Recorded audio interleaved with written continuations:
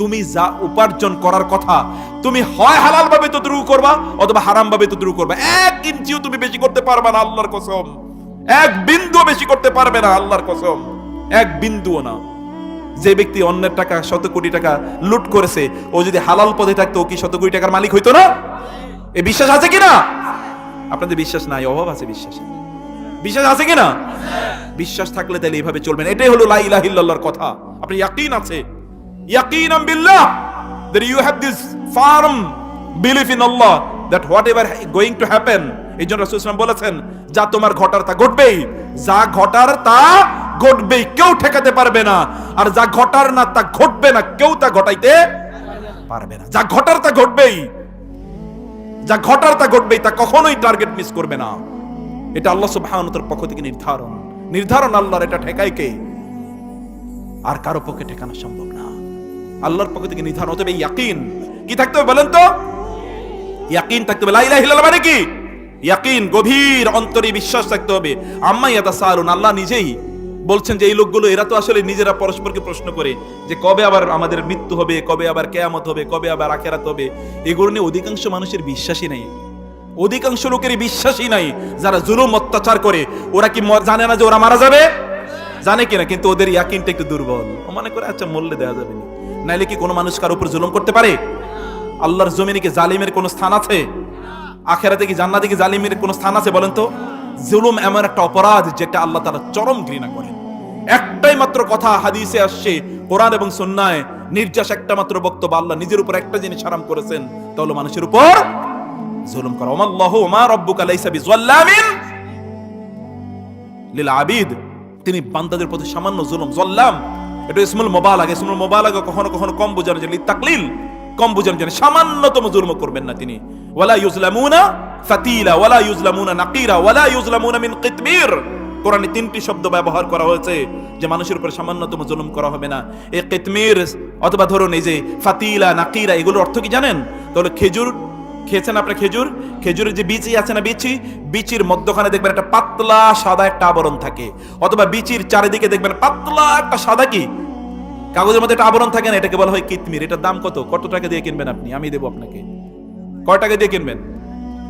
1 টাকা দিয়ে কিনবেন, কোনো দাম নাই। এতটুকু পর্যন্ত জুলুম আল্লাহ তাআলা সহ্য করবেন না, এতটুকু পর্যন্ত জুলুম সহ্য করবেন না। এত যে জুলুম করতেছেন মানুষের উপর, কি উপায় হবে? কি উপায় হবে কি? এটা লা ইলাহা ইল্লাল্লাহর প্রতি কোনো বিশ্বাস নাই। বিশ্বাস করুন আল্লাহর কসম, যার লা ইলাহা ইল্লাল্লাহর প্রতি ইয়াকিন আছে সেই কাজ কখনো করতে পারে না, কখনো করতে পারে না। আপনি তো তটস্থ থাকবেন, আপনি তো তটস্থ থাকবেন প্রতি মুহূর্তে যে আমার কি হয়, কি হবে, আমার কি হবে। লা ইলাহা ইল্লাল্লাহ প্রিয় ভাইরা, ইয়াকিন বিশ্বাসের সাথে করুন। আখিরাত কেন্দ্রিক বিশ্বাস নাই, মৃত্যুর জন্য বিশ্বাস নাই। আপনার কবরের জায়গাটা কি নির্ধারিত না? আছে কিনা? কবরের জায়গাটা নির্ধারিত না? আপনি কবরে কতদিন থাকবেন? আপনার দুনিয়ার বাড়ির থেকে বেশি না কম? কোন তুলনা আছে? কোন তুলনা আছে? আচ্ছা, 1 ফোঁটা পানিরে সমুদ্রের পানির সাথে তুলনা করেন, কত ভাগের 1 ভাগ? কোন হিসাব আছে? এটা তুলনাবিহীন। ইনফাইনাইট দিয়ে যদি, ফাইনাইটকে যারা ম্যাথমেটিক্স জানেন, ইনফাইনাইটকে যদি আমরা ফাইনাইট দিয়ে যদি আমরা হিসাব করতে যাই, ওইদিকে কোনো সংখ্যার কোনো হিসাব নাই। এখানে আমি 1 দিয়ে কি করলেন? ডিভাইডেড করলেন, কত ভাগের 1 ভাগ? এর কোনো তুলনা নাই। ইনফাইনাইট, এই ইনফাইনাইট কত যে থাকতে হবে কেউ জানে না, কেউ জানে না। মা দামাতিস সামাউ ওয়াল আরদু ইল্লা মা শাআ রাব্বুক, আল্লাহ ছাড়া কেউ জানে না। সেখান থেকে ফিরে আসার কোনো উপায় নাই। তাহলে সেই কবরের জন্য প্রস্তুতি, লা ইলাহা ইল্লাল্লাহ বলে কবরের জন্য প্রস্তুতি নাও, লা ইলাহা ইল্লাল্লাহ বলে কবরের জন্য প্রস্তুতি নাও। দুর্বল বর্ণনা, সালফে সালিহ তারা বলেন যে কবর প্রতিদিন বলতে থাকে যে তোমার না বলা হয়েছে মিনহা খালাকনাকুম ওয়া ফিহা নুঈদুকুম ওয়া মিনহা নুখরিজুকুম তারাতান উখরা। এই জমিন তুমি না আমার কাছে আসবা, খবরদার আমার কাছে আসার আগে প্রস্তুতি ছাড়া আইসো না। আমি কিন্তু ভয়ঙ্কর জায়গা, কাউকে আমি ছাড়বো না, কাউকে আমি ছাড়বো না। সেখানে কোনো আলো নাই, সেখানে কোনো বাতাস নাই, অক্সিজেন নাই, কিছুই তো নাই। সেখানে কোনো আলো নাই, সেখানে কোনো আত্মীয়স্বজন নাই, কেউ নাই। তাহলে রিয়েল হোম, আপনার প্রকৃত ঘর, প্রকৃত বাড়ি তো এটা। সে বাড়ির জন্য একটুটা প্রস্তুতি নেন, একটু আল্লাহর কথা স্মরণ করুন, মানুষের উপর কোনোভাবে জুলুম অত্যাচার করবেন না, না কথায়, না আচরণে, না উচ্চারণে, না দৃষ্টিভঙ্গিতে, না তার সম্পদ অথবা তার সম্মান কেড়ে নেওয়ার মাধ্যমে। একজন মুসলমানকে আরেকজন মুসলমানের সম্মান নষ্ট করতে পারে? বুঝেন নাই কথা? একজন মুসলমানকে আরেকজন মুসলমানের সম্মান নষ্ট করতে পারে? না কথায়, না কোনো আচরণে সম্মান নষ্ট করতে পারে, এটা তো করতে পারে না। রাসূলুল্লাহ সাল্লাল্লাহু আলাইহি ওয়াসাল্লাম বলেন, আল্লাহ ইন্না আমওয়ালাকুম ওয়া আরাদাকুম ওয়া আনফুসাকুম হারামুন ইয়াউমিকুম হারামুন আলাইকুম কাহুরমাতি ইয়াউমিকুম হাযা ফি শাহরিকুম হাযা ফি বালাদিকুম হাযা। এটা হারাম, কারো সম্মান নষ্ট করবেন না, খবরদার। আল্লাহর কসম, যে কারো সম্মান নষ্ট করেছে আল্লাহ তাআলা এই দুনিয়াতেই তার সম্মান নষ্ট করে ছাড়বেন। এই দুনিয়াতে তার সম্মান অপমানিত হবেই, হয় কিনা? দেখেন নাই, একটু আশপাশে একটু তাকিয়ে দেখেন, যারা অন্যের সম্মান নষ্ট করেছে, অপমান করেছে, আল্লাহ তাআলা আরো 8-10টা ঘাটে ওরে অপমানিত করে ছাড়েন কিনা? রাসূলুল্লাহ সাল্লাল্লাহু আলাইহি ওয়াসাল্লাম বলেছেন, ইফতিহু ফি বাইতিহি। কোন একজন মুসলমান যদি অন্য কোন মুসলমানের সম্মান সম্ভ্রম নষ্ট করতে চায়, আল্লাহ তাআলা তাকে তার ঘরে অপমানিত করেন। আপনি দেখবেন যে কারো অসম্মান করে গেছেন, এইবার বউ বাসায় গিয়ে দেখেন বউ দরজা খুলবে না, অন্তত 10-20টা পিটারের মতো আচরণ করে এরপরে আপনার ঘরে ঢুকাই। ওইখানে অলরেডি আল্লাহ তাআলা আপনার শত্রু তৈরি করে দিয়েছেন। দেখেন না, দেখেন, আমাদের কাছে এরকম হাজার হাজার ঘটনা জানা আছে। 2 নম্বর ঘটনা তাহলে কি থাকতে হবে? ইয়াকিন থাকতে হবে। 1 নম্বর কি? ইলম। 2 নম্বর কি? ইয়াকিন থাকতে হবে। 3 নম্বর হচ্ছে আপনার থাকতে হবে আল কবুল। আল কবুল, কবুল মানে কি? গ্রহণ করা, অ্যাকসেপ্টেন্স। আপনি কি আসলে আল্লাহকে লা ইলাহা ইল্লাল্লাহ বলে আপনি মেনে নিচ্ছেন সত্যিকার অর্থে? এই কবুল মানে কি?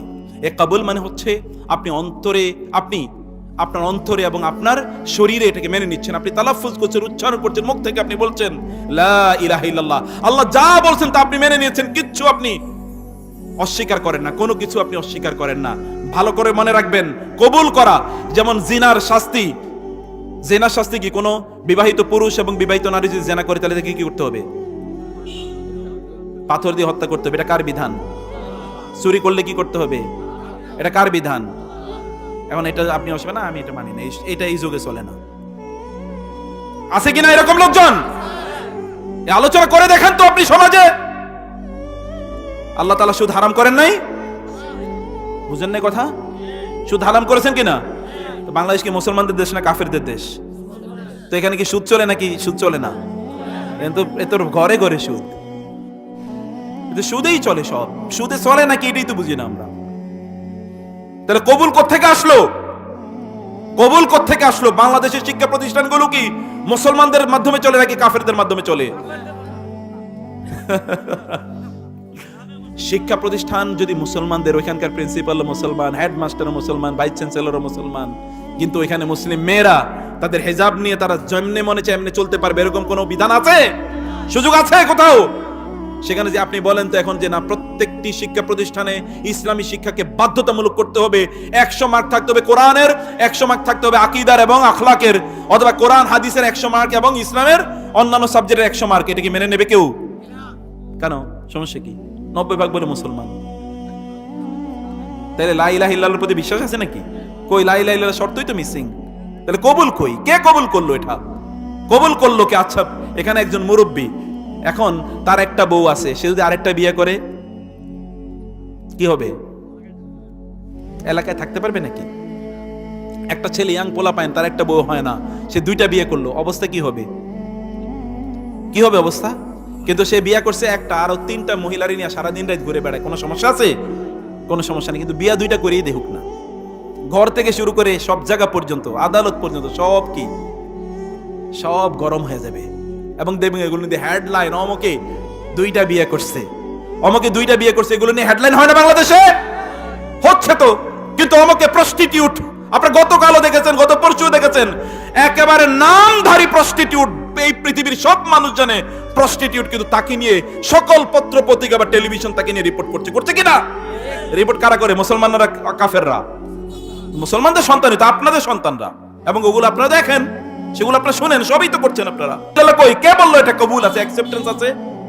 কে এটাকে কবুল করলো? কেউই তো কবুল করে না, এটা তো কেউ মেনে নেয় না, কোথাও এটার কোনো মেনে নেয় নাই, কোথাও মেনে নেয় না। আপনার সন্তানগুলো দেখেন না, হারাম ইনকাম করলে আপনি খুব মজা করে খানো, আজকে পোলাটা অনেক টাকা ইনকাম করছে, আলহামদুলিল্লাহ, কিন্তু ইনকামটা কই থেকে আইছে একবার খবর নেয় না। কোন নারী তার ঘরে যখন তার স্বামী যায়, বিশাল বড় ইলিশ মাছ কিনে নিয়ে গেল, অনেকগুলো কলার থোক নিয়ে গেল, প্রচুর পরিমাণ ফল, তার স্ত্রী তাকে ঘরে ঢোকার আগে জিজ্ঞেস করেছে কিনা, তুমি কি এটা হালাল টাকা দিয়ে কিনেছো না হারাম টাকা দিয়ে কিনেছো? হারাম টাকা দিয়ে কিনলে আমার ঘরে এটার কোনো জায়গা নাই। এরকম আছে? খুঁজে পাবেন না, খুঁজে পাবেন না। কেন নেয় না? ওটা নিয়ে মারামারি। কেন আজকে আনলা না? আজকে রাতে আর তার সাথে টাকা নাই। কোথায় কবুল? কবুল কে বলেছে? কে কবুল করলো? আমি তো কবুল করার কোন লোকই খুঁজে পাই না। সবই তো এটার বিপক্ষে, কেবলমাত্র কি করছে? মুখে একটা দাবি, কিন্তু বাস্তবে তার নাই। এই জন্য কবুল, এখানে কমপক্ষে প্রত্যেকটা জিনিসের উপর, এত বিশাল বড় টপিকের উপর আলোচনা, এটার জন্য আলোচনা তো ভূমিকায় লাগে 7-8 ঘন্টা। প্রত্যেকটা টপিকের উপরে তো আলোচনা লাগে, কারণ সমাজ তো এর মধ্যে কি শেষ, ধ্বংস হয়ে গেছে। শিরকের মধ্যে প্রত্যেকটি মুহূর্তে গোটা সমাজ নিমজ্জিত আছে। তাহলে 3 নম্বর কি বললাম? আল কবুল। 3 নম্বর কি? 1 নম্বর কি বলেছি? আল ইলম। 2 নম্বর আল ইয়াকিন। 3 নম্বর কি? 4 নম্বর আল ইনকিয়াদ। 4 নম্বর কি? আল ইনকিয়াদ, মানে আত্মসমর্পণ। যে আল্লাহ তুমি যা বলছো এবার তা অনুসারে আমি চললাম। যেমন এখানে যুবকরা আছো, এখনই বলতে হবে দাড়ি রাখা কি এটা আল্লাহর বিধান না শয়তানের বিধান? লা ইলাহা ইল্লাল্লাহ দাবি হলো দাড়ি রাখবা। এখন এই আলোচনার পরে দাড়ি রাখবে এরকম 1-2 জন হাত তোলো তো দেখি। সবার তোলার দরকার আমি জানি। মাশাআল্লাহ, আলহামদুলিল্লাহ। এই যে 2 জন, আল্লাহ আল্লাহ তুমি হাতগুলো কবুল করে নাও আল্লাহ। যারা রাখছেন মুরব্বী আপনাদের বলতে হবে না, যারা রাখে নাই এরকম 1-2 জন আমি দেখতে চাই। যারা রাখো নাই এরকম 1-2 জন হাত তোলা। সবার যে আমার এই কথার মধ্যে ইমপ্রেসড হয়ে যিনি রাখবেন না তার হাত তুলে আল্লাহর সাথে নেফাকি করার দরকার নাই। সত্যি রাখবেন এরকম 1-2 জন হাত তোলেন তো, সত্যি রাখবেন। মাশাআল্লাহ, দেখেছেন? আল্লাহ তুমি হাতগুলো কবুল করে নাও। এটা লা ইলাহা ইল্লাল্লাহর দাবি প্রিয় ভাইরা, বিশ্বাস করুন আল্লাহর কসম, এটাই লা ইলাহা ইল্লাল্লাহর দাবি। আল্লাহ তুমি এতটুকুর কারণে এই মানুষগুলোকে আল্লাহ তুমি কবুল করে নাও, তাদের অন্তরটা তুমি সাফ করে দাও আল্লাহ। আল্লাহ তাদের অন্তরটা সাফ করে দাও। প্রিয় ভাইরা, ইনকিয়াদ মানে হচ্ছে আল্লাহ বলেছেন, অতএব আর কোনো কথা নাই। বলেছেন কে? রব বলেছেন। আপনার রব কি আপনার জন্য কল্যাণ চান না অকল্যাণ চান? তিনি কি আপনাকে মারার জন্য, হত্যা করার জন্য সৃষ্টি করেছেন? তিনি কি আপনাকে ভালোবেসে সৃষ্টি করেন নাই? আপনার মতো একটা মানুষ এই পৃথিবীতে খুঁজে বার করুন তো, একটাও আছে কি? আপনার মতো একটা সৃষ্টি, মানুষের মতো আরেকটা সৃষ্টি খুঁজে বাইর করেন তো। আল্লাহ তাআলা জান্নাত তৈরি করে রেখেছেন আপনাদের জন্য না? এবং তার নিজের হাতে, তিনি নিজের হাতে, রাসূল সাল্লাল্লাহু আলাইহি ওয়াসাল্লাম বলেছেন আল্লাহ তাআলা প্রতিদিন জান্নাতের দিকে তাকান এবং বলেন তুইবি লি আহলিকে জান্নাত, তুমি আরো সুন্দর হও, আরো সুন্দর হও, কারণ এখানে আমার ভিআইপি লোকেরা বসবাস করবে। প্রতিদিন এই জান্নাতটাকে তিনি সাজাতে থাকেন। ইউযায়্যিনুল্লাহু আযজা ওয়া জাল্লা জান্নাতাহু কুল্লা ইয়াউম। সহিহ হাদিসে এসেছে আল্লাহ তাআলা প্রতিদিন তার জান্নাতটাকে জান্নাতীদের জন্য সাজাতে থাকেন। সাজাতে, ইউযায়্যিনু beautification. Allah is beautifying, decorating his জান্নাহ ফর দ্য রেসিডেন্টস অফ জান্নাহ। জান্নাতের জন্য প্রতিদিন তিনি সাজান। আল্লাহ যদি সাজান তাহলে কেমন সাজাতে পারেন চিন্তা করে দেখেন। আল্লাহ সাজানো কি সাধারণ মানুষের সাজানোর মতো? আপনার কি আছে সাজানোর? আর তিনি তো সবকিছুর মালিক। এই জন্য তার কাছে আত্মসমর্পণ করেন। তিনি যে কি রেখেছেন বিশ্বাস করুন। এই দিনের মধ্যে যে কি সম্মান আছে, এই দিনের মধ্যে যে কি প্রশান্তি আছে, এটা যে দিনের মধ্যে আসে নাই সে ছাড়া কেউ কোনোদিন উপলব্ধি করতে পারবে না। সে কোনোদিন উপলব্ধি করতে পারবে না। এই জন্য আপনি লা ইলাহা ইল্লাল্লাহ চতুর্থ যে দাবি আল ইনকিয়াদ, আল্লাহর কাছে আত্মসমর্পণ করা। আল্লাহর কাছে আত্মসমর্পণ করেন, আল্লাহ তাআলা আপনার সব অশান্তি দূর করে দেবেন। শান্তি তো চান আপনি। মনে যদি শান্তি না থাকে আপনি শরীরে শান্তি দিয়ে কি করবেন? আপনি অনেক প্রভাব প্রতিপত্তির মধ্যে থাকতে পারেন কিন্তু মনে আপনার কোনো শান্তি নাই, কিন্তু মনটা আল্লাহ শান্তি দিয়ে ভরপুর করে দিয়েছেন। আপনি কি চান? রাসূলুল্লাহ সাল্লাল্লাহু আলাইহি ওয়াসাল্লাম তার শান্তির দিকে একবার তাকান তো। তার চেয়ে শান্তির মধ্যে পৃথিবীতে কে ছিল? কে ছিল? কেউ না, কেউ না। আলী রাদিয়াল্লাহু তাআলা তিনি রেখে গেলেন মক্কায়, তিনি মদিনায় তিনি যাচ্ছেন, আলীকে মক্কায় রেখে গেলেন। আলী চারিদিকে শত্রু পরিবেষ্টিত সেই ঘরের মধ্যে তিনি শুয়ে আছেন।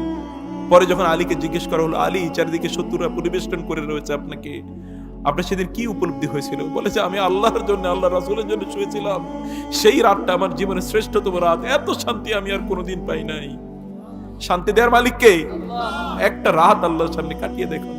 আল্লাহর কসম, যে ওলামায়ে কেরামরা আছেন তাদেরকে একবার জিজ্ঞেস করে দেখেন সেজদায় লুটিয়ে পড়লে যে কি শান্তি লাগে, এই শান্তি দুনিয়ার কিচ্ছু আপনাকে দিতে পারবে না, কিচ্ছু দিতে পারবে না। আপনি কত বড় সম্রাট হবেন, কত বড় সম্পদশালী হবেন, আপনার তো শান্তি লাগবে, কিন্তু এগুলো কিচ্ছু শান্তি দিতে পারবে না আপনাকে। আপনার রবের সামনে একটা সেজদা আপনার জন্য ফাসজুদ ওয়াকতারিব, তুমি সেজদা করো, তুমি আমার নৈকট্য পাবে। আর যে আমার নৈকট্য পায় তাকে তো আমি শান্তি দিয়ে ভরপুর করে দেবো। আমার সুখ, আমার যারা আমার বন্ধু, আমি কি তাদেরকে কষ্ট দেবো নাকি? আমি তাদেরকে কষ্ট দেবো না। আমার বন্ধু হও, আমার বন্ধু হও। এমনকি যারা আমার বন্ধুর সাথে শত্রুতা পোষণ করে, ফাকাদ আযানতুহু বিল হারবি, আমি তার বিরুদ্ধে যুদ্ধ ঘোষণা করি। এটা আপনার রব বলেছেন। এই জন্য ইনকিয়াদ, তার কাছে আত্মসমর্পণ করুন, তার আইনগুলো মেনে নেন। তিনি যা বলেছেন, তিনি বলেছেন মদ হারাম, তিনি বলেছেন সুদ হারাম, আপনি সুদ ছেড়ে দেন। তিনি বলেছেন মদ হারাম, মাদক দ্রব্য হারাম, আপনি ছেড়ে দেন। ছেড়ে দিয়েই দেখেন শান্তি। আল্লাহর কসম, যুব জেনারেশন এখানে আছেন, বৃদ্ধরা এখানে আছেন, আপনি যে মাদক দ্রব্য বিভিন্ন জিনিস সেবন করেন না, মনে করেন যে এগুলো আপনার মধ্যে শান্তি দেবে। আল্লাহর কসম, কোনো শান্তি নাই, কোনো শান্তি নাই।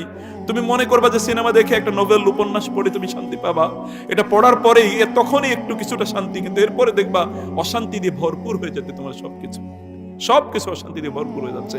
তুমি অন্য কোনো নারীর দিকে তাকাবা, তোমার স্ত্রীর প্রতি, আপনার স্ত্রীর প্রতি আপনার যে ভালোবাসা, ঘরে গেলে যে আপনি শান্তিটা পেতেন, শান্তিটা আল্লাহ তাআলা তুলে নিয়ে যাবেন।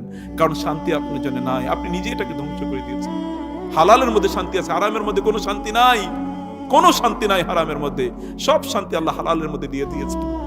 আপনি প্রচুর পরিমাণ খেতে পারেন, কোনো লাভ হবে না, কিন্তু যে ব্যক্তি হালাল, সামান্য একটু হালাল খেয়েছে, তার যে পরিতৃপ্তি, এই পরিতৃপ্তি আপনি কোনোদিন উপলব্ধি করতে পারবেন না, কোনোদিন পাবেন না। এই জন্য আল্লাহর কাছে আত্মসমর্পণ করে, আল্লাহ যা বলেছেন সেদিকে আসুন, আল্লাহ যা আপনার জন্য তৈরি করে রেখেছেন সেদিকে আসুন, আত্মসমর্পণ করুন তার বিধানগুলোর কাছে। প্রিয় ভাইরা, তার বিধানগুলোর কাছে আত্মসমর্পণ করুন। আল্লাহ যা বলেছেন সব আইন হবে কেবলমাত্র আল্লাহর, বিধান হবে কেবলমাত্র আল্লাহর। আল্লাহর হুকুম অনুসারে সব চলবে। যেমনি ভাবে চলবে আপনার এই আপনার ঘর, আপনার বাড়ি, তেমনি ভাবে আপনার সমাজ এবং আপনার রাষ্ট্র চলবে কেবলমাত্র কার বিধান অনুসারে? আল্লাহর বিধান অনুসারে। তাহলে বিধান কি মানুষের বিধানের চেয়ে খারাপ? তিনি মানুষকে সৃষ্টি করেন নাই? তিনি জানেন না যে মানুষের জন্য কোনটা কল্যাণকর, মানুষের সমাজটি কোন ভাবে ভালো চলবে, এটি তিনি জানেন না? এই গোটা পৃথিবী দেখেন তো, এত উন্নত, এত উন্নত পৃথিবীর মধ্যে কত কত অশান্তি দেখেন না? কিন্তু সেই যে রাসূলুল্লাহ সাল্লাল্লাহু আলাইহি ওয়াসাল্লামের যুগ, সেখানে এত তো উন্নতি ছিল না, কিন্তু শান্তি দিয়ে সবগুলো পরিবার ভরপুর ছিল, সব ভরপুর ছিল। আল-ইনকিয়াদ, আল্লাহর কাছে আত্মসমর্পণ করা। প্রিয় ভাইরা, পঞ্চম যে জিনিসটি তা হলো ভালোবাসা। কাকে ভালোবাসতে হবে? কাকে ভালোবাসতে হবে? আল্লাহকে। আল্লাহকে ভালোবাসুন, আল্লাহকে ভালোবাসুন। লা ইলাহা ইল্লাল্লাহ মানে হচ্ছে আল্লাহকে ভালোবাসা। আল্লাহ তাআলা বলেছেন, যেই সকল ব্যক্তিরা, হে নবী, লা তাজিদু কওমান ইউমিনুনা বিল্লাহি ওয়াল ইয়াউমিল আখির ওয়াদুনা মান হাদ্দাল্লাহু ওয়া রাসূলাহু ওয়ালাউ কানু আবাহুম আও আবনাহুম আও ইখওয়ানাহুম আও আশীরাতাহুম উলাইকা কাতাবা ফি কুলুবিহিম ঈমানা ওয়া যায়্যানাহু ফি কুলুবিহিম। আল্লাহ তাআলা বললেন, যেই ব্যক্তিরা আল্লাহর প্রতি ঈমান এনেছে, তার রাসূলের প্রতি ঈমান এনেছে, তারা কখনোই আল্লাহ এবং আল্লাহর রাসূলের সাথে যারা শত্রুতা করে তাদেরকে ভালোবাসতে পারে না। তারা কেবলমাত্র ভালোবাসে আল্লাহ এবং আল্লাহর রাসূলকে, এবং যারা আল্লাহ এবং আল্লাহর রাসূলের পক্ষে আছে তাদেরকে তারা ভালোবাসে। অতএব ভালোবাসার মাপকাঠি লা ইলাহা ইল্লাল্লাহ। ভালোবাসার মাপকাঠি লা ইলাহা ইল্লাল্লাহ। লা ইলাহা ইল্লাল্লাহ স্ট্যান্ডার্ড। লা ইলাহা ইল্লাল্লাহ বলে দেবে কাকে আপনি ভালোবাসবেন। লা ইলাহা ইল্লাল্লাহ মানে হচ্ছে আল্লাহকে কেবলমাত্র ভালোবাসা। ভালোবাসা কাকে? আল্লাহকে ভালোবাসা। Absolute love is for Allah, absolute fear is only for Allah. আল্লাহর জন্য অ্যাবসলিউট ভালোবাসা, আনকন্ডিশনাল, যেই ভালোবাসার কোনো শর্ত নাই, যেই ভালোবাসার কোনো শর্ত নাই, এই ভালোবাসা কার জন্য? আল্লাহর জন্য। যেই ভয়ের কোনো শর্ত নাই, এই ভয় কার জন্য? আল্লাহর জন্য। ভয়ও আল্লাহকে, ভালোবাসো আল্লাহকে। আমি আপনাদেরকে আল্লাহর জন্য ভালোবাসা বেশিই দেখুন, আল্লাহর জন্য ভালোবাসা বেশিই দেখুন, এই গোটা পৃথিবী আল্লাহ তাআলা আপনারা অনুগত করে দেবেন ইনশাআল্লাহ। আল্লাহর জন্য আল্লাহর রাসূল আল্লাহকে ভালোবেসেছেন, দুনিয়াকে তিনি ভালোবাসেন নাই। ফেরেশতা জিবরিল এসে তার কাছে অনুনয় বিনিয়োগ করতেন যে আপনি এই বলেন না, আমি উহুদ পাহাড়টাকে আপনার জন্য স্বর্ণ বানিয়ে দেই, উহুদ পাহাড়টাকে আপনার জন্য স্বর্ণ বানিয়ে দেই, বলুন। কারণ তিনি আল্লাহর কাছে আত্মসমর্পণ করেছেন, আল্লাহর ভালোবাসা সবার উপর স্থান দিয়েছেন। এবার গোটা পৃথিবী তার জন্য সোনায় পরিণত হয়ে যেতে চায়, তারপরে তিনি নেন না, কারণ তিনি জানেন সবচেয়ে মূল্যবান জিনিস তো আমি পেয়ে গেছি, অতএব আমি অন্য কিছু দিয়ে আমি কি করব? সবকিছু মূল্যবান, সবচেয়ে মূল্যবান জিনিস তিনি পেয়ে গেছেন। আল্লাহর লা ইলাহা ইল্লাল্লাহর পঞ্চম যে শর্ত, প্রিয় ভাইরা, তা হলো ভালোবাসা কার জন্য হবে? ভালোবাসা হবে কেবলমাত্র আল্লাহ সুবহানাহু ওয়া তাআলার জন্য, আর কারো জন্য ভালোবাসা হবে না। আল ইখলাস, আপনি যা কিছু করবেন তা অন্তরের গহীন থেকে আপনি ইখলাসের সাথে আল্লাহ সুবহানাহু ওয়া তাআলার সন্তুষ্টির জন্য আপনি কাজটি করবেন, আর কারো জন্য আপনি কাজটি করবেন। আপনি যাই করবেন আল্লাহ সন্তুষ্টির জন্য আপনি করছেন। আল্লাহ সুবহানাহু ওয়া তাআলা এটা পছন্দ করেন, এর জন্য আপনি কাজটি করছেন। আল্লাহ সুবহানাহু ওয়া তাআলা এটি পছন্দ করেন না, এর জন্য আপনি কাজটি করেন না। এমনকি আপনি যদি সালাতও আদায় করেন, হজ যদি করেন, এগুলো আল্লাহর জন্য যদি না হয়, তাহলে এগুলো কোনো কাজে লাগবে নাকি? ফাওয়াইলুল লিল মুসাল্লিন আল্লাযীনা হুম আন সালাতিহিম সাহুন। যারা তাদের সালাতে উদাসীন, সেই সকল ব্যক্তির জন্য ধ্বংস। চিন্তা করে দেখুন, আল্লাহ তাআলা বলেছেন, ইয়া আইয়ুহাল্লাযীনা আমানু লা তুবতিলু সাদাকাতিকুম বিল মান্নি ওয়াল আযা কাল্লাযী ইউনফিকু মালাহু রিয়াআন নাস ওয়া লা ইউমিনু বিল্লাহি ওয়াল ইয়াউমিল আখির। যারা মানুষকে দেখানোর জন্য তারা দান করে, আল্লাহ সন্তুষ্টির জন্য না, তোমরা তাদের মতো হয়ে যাও না। আপনার যতটুকু আছে আপনি গভীরভাবে উপলব্ধি সহকারে আল্লাহর সন্তুষ্টির জন্য আপনি দান করুন, কাউকে দেখানোর জন্য না। কতগুলো ক্যামেরা আসবে, আপনার রেকর্ডিং করবে, আপনাকে দেখাবে, এরপরে আপনি করবেন, এগুলো আপনার গোটা জীবনকে ধ্বংস করে দেবে। কোনো ইবাদত কোনো কাজে লাগবে না, কোনো কাজে লাগবে না। এগুলো সব আল্লাহ তাআলা সব ছুঁড়ে ফেলে দেবেন। তুমি আমার জন্য করনি। হাদিসে এসেছে রাসূলুল্লাহ সাল্লাল্লাহু আলাইহি ওয়াসাল্লাম বলেন, কিয়ামতের দিন লোকেরা যখন আল্লাহর কাছে যাবে তাদের পুরস্কার নেওয়ার জন্য, আল্লাহ তাআলা বলবেন, তুমি তো আমার জন্য ইবাদত করোনি, তুমি তো করেছো ওই ব্যক্তির জন্য, তুমি দান করেছো, ভালো কাজ করেছো, এই করেছো, সেই করেছো, তুমি নামাজ পড়েছো, ইত্যাদি ইত্যাদি, এগুলো করেছো ওই সকল ব্যক্তিদের জন্য, এবং তুমি পাবলিসিটিও কইরা করে বেড়াইছো আমি এই ভালো কাম করি। তো যাও, ফাযহাবু হাল তাজিদুনা ইনদাহুম জাযা, আমার কাছে কোনো পুরস্কার নাই, ওদের কাছে যাও যাদেরকে দেখানোর জন্য, যাদের অ্যাপ্রিসিয়েশন, থ্যাংক ইউ, তাদের কাছ থেকে তুমি বিভিন্ন ধরনের সুযোগ সুবিধা ইত্যাদি পাওয়ার জন্য, সাপোর্ট পাওয়ার জন্য তাদেরকে তুমি বলে দেখিয়েছো, বলেছো, ঘুরে বেরিয়েছো, তাদের কাছে যাও, দেখো কোনো পুরস্কার তারা দিতে পারে কিনা। আমার কাছে কোনো পুরস্কার নাই, আমার কাছে কোনো পুরস্কার নাই। তাহলে কি করতে হবে?